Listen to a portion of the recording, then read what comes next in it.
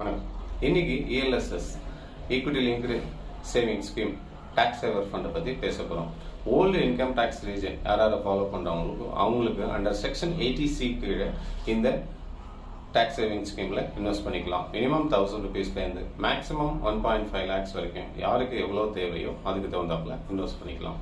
இதில் உள்ள அட்வான்டேஜ் என்னன்னா மற்ற tax saving scheme like post ஆஃபீஸில் NSC, PPF and insurance scheme எல்லாம் minimum lock in period 5 years. But ஆனால் இதில் மட்டும்தான் 3 years லாக்இன் பீரியட்.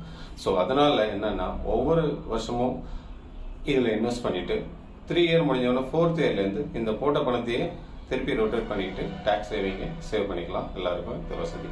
பட் ரிட்டர்னை பார்த்தீங்களாலும் மற்ற ஸ்கீமோட இதில் அதிகமாக கிடைக்க சான்சஸ் இருக்கு.